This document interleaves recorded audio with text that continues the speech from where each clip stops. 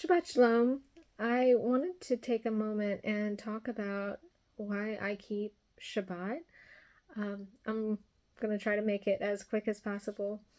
Uh, Not just why, but the depth of my understanding.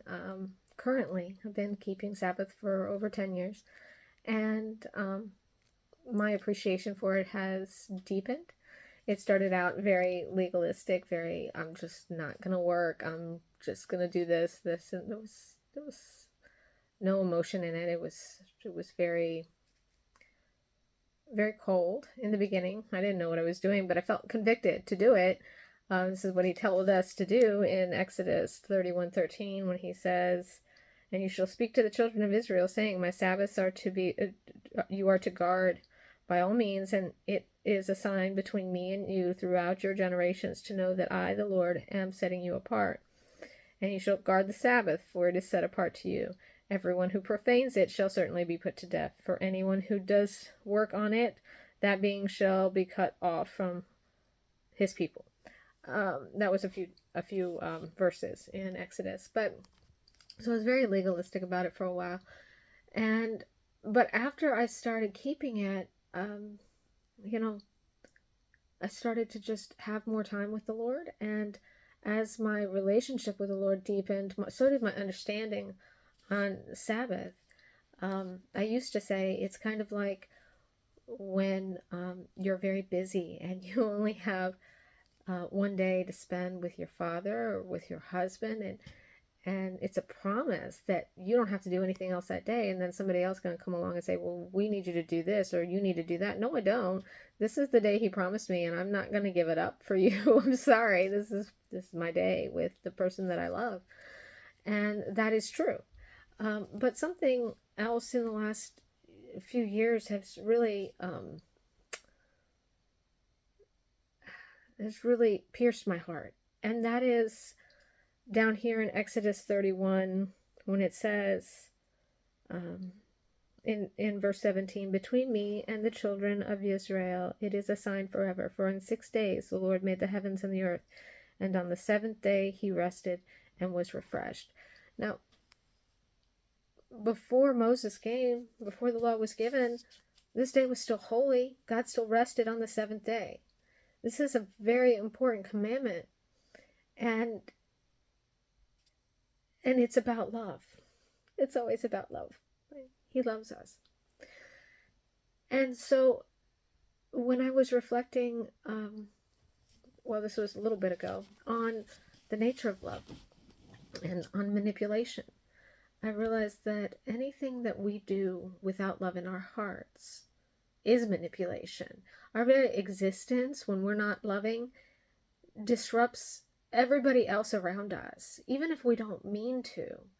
And this happens. It happens every day. And when people say, well, I don't manipulate, yes, you do. We all manipulate people in some way, shape, or form. And that's why it's so important to love, right? The Lord shows us how in Genesis. He worked for in 6 days the Lord made the heavens and the earth, and on the seventh day he rested. He shows us what this looks like. He made the heavens and the earth. He spoke and created the world. He loved. He created in love. He is love. So when we move through the world for 6 days, loving the world, I'm not saying submitting to the world, but loving the world. So let me explain a little bit about love. And I think Paul touches on this when he talks about marriage. And I could spend a lot of time on that. I'm not going to do that right now. But when a man loves a woman, he loves. Well, she submits, right? So when we love the world, we're actively trying to know the world and love the world. We're not trying to manipulate it. We're trying to be a part of it. And when we act in love, one of two things happens. They submit to us and let us love them. Because I'm going to tell you right now, people, there's a lot of people out there that refuse to let you love them. And they refuse to let their own feet be washed. And this comes back to that. They don't want to be seen. They don't want to be known. A man loves his wife and he knows her. Knows. There's a physical knowing, but there's a spiritual knowing as well. So the act of loving someone is the act of knowing them and seeing them accurately. And a lot of people don't want that. They don't. They run from it, or they push against it and reject it. And this is what happens. You are told to love one another. It doesn't say that they're going to love you back, right? But we're still to love. And so they'll either submit and let themselves be loved. I had somebody that I had hurt a while back. She hurt me too, and oh, forgive my dogs. They are guarding the house apparently. But I wronged her, right? And I did. I accept accountability for that. And I accepted that she may not trust me again, but I did hope that she would let me love her and show her, that I was wrong and that I was sorry. This was several years ago. And she just couldn't do that. She said, I don't know if I can do that. Okay. I can't do anything about that. So sometimes we wrong each other and we try to make it right. They don't have to let us love them. But as we are moving through the world, if we really want to move through the world without manipulating it and work in the world to be a blessing to the world, for 6 days we labor. For 6 days we try to be as children of God, as image bearers of God, behaving as He would, with love. And so we try. We fail. We fail. I fail so much. I'm going to get some more coffee, but I fail so much. But I try. And my desire is to not manipulate, is to love. Because this is the only way that you can refrain from manipulating. Because when you love, you're connecting. You are no longer exerting your will, your control on something or someone else when you love them. All right, there are exceptions. In defense of people, sometimes you have to use force, but these are exceptions, and this is not what I'm trying to get into at this point. The point is that we're to love. For 6 days, we're going out loving the world, hoping that it will submit to us instead of pushing back, which is what happens a lot of the time. A lot of the time we get pushed back, and we get cut off, and we get thrown away, and it's because we love.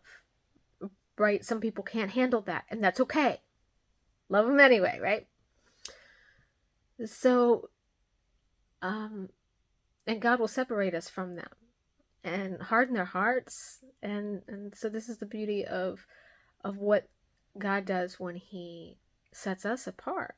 Because as we love, the people who refuse to allow us to love them will themselves separate us. We don't have to. They're going to do it for us. And I can talk about that another time too. So anyway, so in 6 days we're working and we're loving and we're trying. But on the 7th day, you know what happens on the 7th day?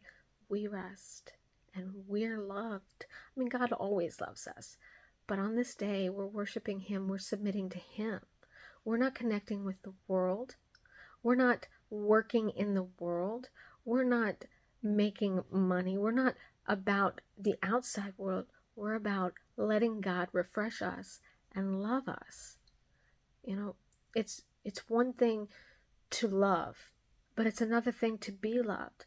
So, Shabbat, Sabbath, is about submitting to God. You have to submit to His love. Let Him love you. Let Him know you. And on that day, He sanctifies us. This is what sanctifies us. His love, His knowing, His revealing. And us, in return, appreciating and worshiping Him. We love Him, right? But He loves us first. Everything that He's done is for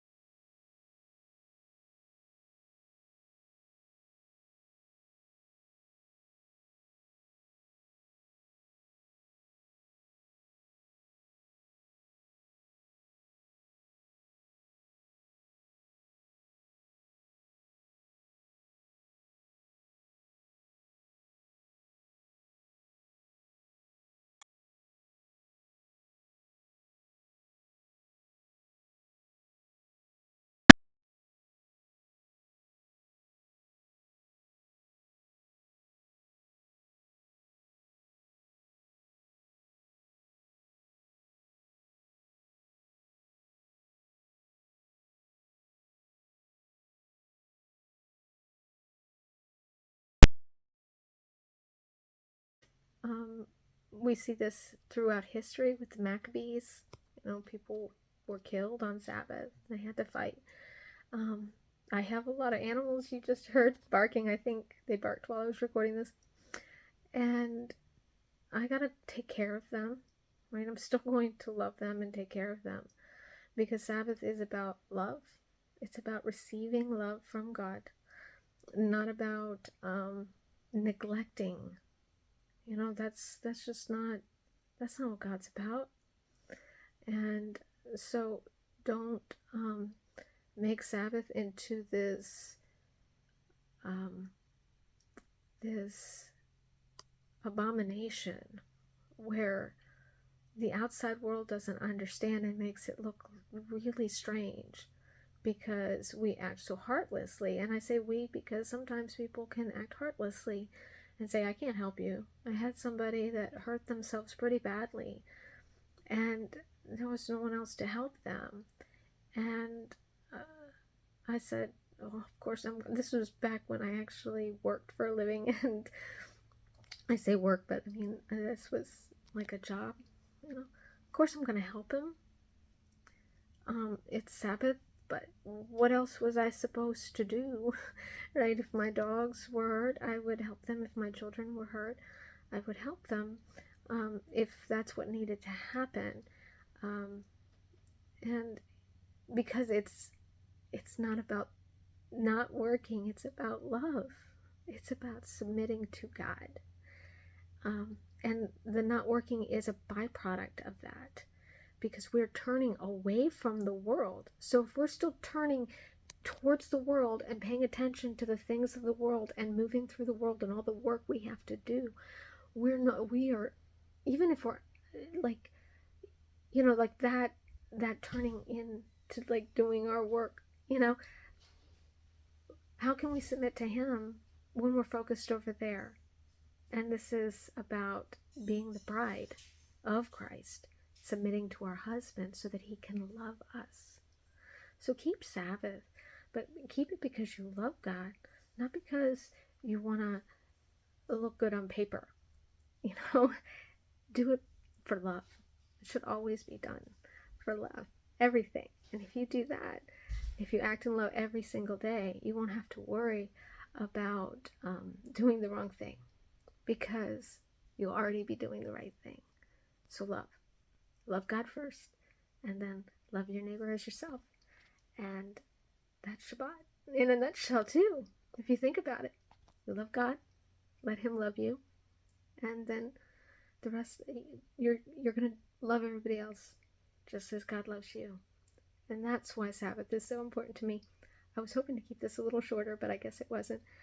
So Shabbat Shalom, have a great day, and God bless.